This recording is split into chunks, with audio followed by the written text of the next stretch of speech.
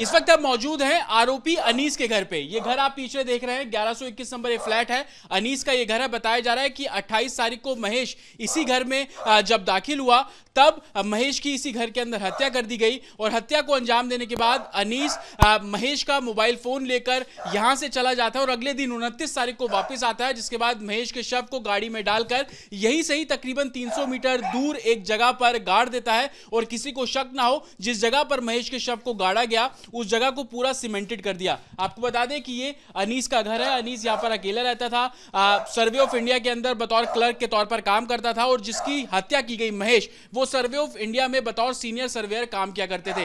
इसी घर के अंदर हत्या की गई और प्लानिंग जो पूछताछ में चीजें सामने आई कि अनीस ने इस हत्या की प्लानिंग पहले से ही कर ली थी। हालांकि दो पहलू इस पूरे केस में है, एक पैसे को लेकर विवाद, 9 लाख रुपए के पैसे के विवाद को लेकर हत्या की गई और दूसरा पहलू अनीस की ही महिला मित्र से महेश बात करता था जो कि उसको पसंद नहीं था और कबूलनामे में जो अनीस ने यह भी बताया कि महिला मित्र के बारे में अपशब्द भी महेश ने बोले थे जिसको लेकर वो काफी गुस्से में था।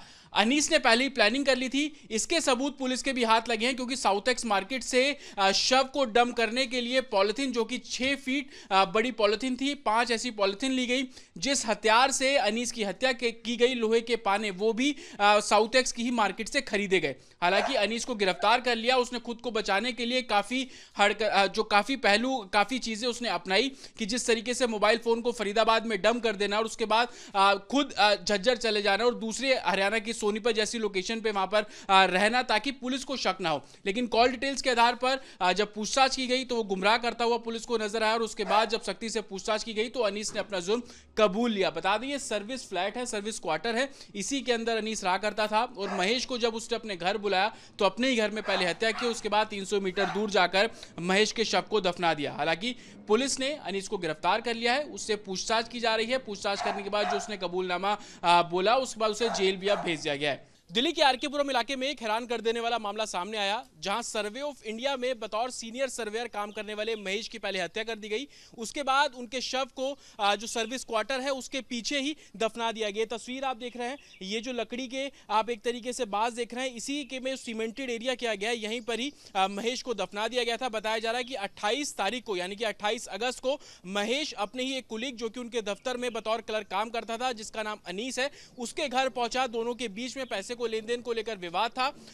बताया जा रहा है जांच में सामने आया कि अनीस ने महेश की पहले हत्या की अपने ही घर में। इसी कॉम्प्लेक्स में अनीस का भी घर है, 1121 फ्लैट नंबर में वो रहता था। महेश जब वहां पर पहुंचे तो अनीस ने पाना मारकर जो महेश की हत्या करी। उसके बाद महेश की ही गाड़ी में महेश के शव को अनीस लेकर पहुंचा और ये जो जगह आप देख रहे हैं ये पूरी जो जगह थी यहाँ पर सीवर का काम हालांकि चल रहा था और इसी का फायदा उठाते हुए जो शव को यहाँ पर दफना दिया गया। आप तस्वीरों में देखेंगे आसपास अभी भी आपको गड्ढे नजर आ जाएंगे, कच्ची मिट्टी है क्योंकि सीवर का काम यहां पर चल रहा था और इसी का फायदा उठाया अनीस ने। महेश की हत्या करने के बाद उसके शव को यहीं पर ही दफना दिया गया और साथ ही आप देखेंगे कि ये पूरा सीमेंटेड कर दिया ताकि किसी को शक ना हो। हालांकि जब जांच शुरू की गई इस मामले में तब जाकर पता लगा कि अनीस ने महेश की हत्या करने के बाद उसके फोन का जो व्हाट्सएप स्टेटस है उसको भी चेंज किया और स्टेटस में लिखा कि महेश ने काफी कर्जा लिया हुआ था और इसी वजह से वो बेहद परेशान है और महेश का जो फोन है वो भी फरीदाबाद में पाया गया। हालांकि जांच में ये सामने आया कि अनीस ने प्रॉपर प्लानिंग की थी इस पूरी वारदात को अंजाम देने के लिए। साउथेक्स से उसने वो पाना और तमाम ऐसी चीजें खरीदी जिसमें 6 फीट के पॉलिथीन बैग भी थे, 5 ऐसे पॉलिथीन बैग भी खरीदे गए। प्लानिंग पहले से कर ली गई थी कि घर पे बुलाना है महेश को, उसके बाद उसकी हत्या करनी है। हत्या करने के बाद इतना शातिर था अनीस कि वो अपने घर चला गया ताकि किसी को शक ना हो। 29 तारीख को वापस अपने घर पहुंचा और उसके बाद जो शव है उसको दफनाने का काम उसने किया। आपको बता दें कि ये जो पूरा परिसर है ये गवर्नमेंट क्वार्टर्स है और इसी परिसर में अनीस का भी घर है, 1121 नंबर उसका फ्लैट है। हालांकि जब सख्ती से अनीस से पूछताछ की गई क्योंकि शुरुआत में महेश कहां गायब हो गया, परिवार वालों ने भी पुलिस को शिकायत की लेकिन कुछ भनक नहीं लगी। जब जाके कॉल डिटेल्स के बारे में जानकारी निकाली गई तो पता लगा कि अनीस से उसकी बातचीत हुई थी। अनीस से पूछताछ की तो शुरुआत में उसने गुमराह करने की कोशिश की लेकिन जब सख्ती से पूछताछ की गई तो अनीस ने अपना पूरा जुर्म कबूल लिया।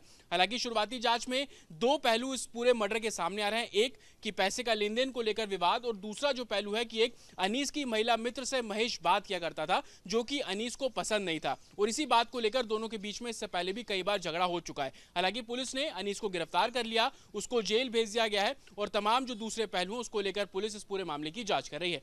विजय एजाज के साथ जतिन शर्मा, रिपब्लिक भारत, दिल्ली।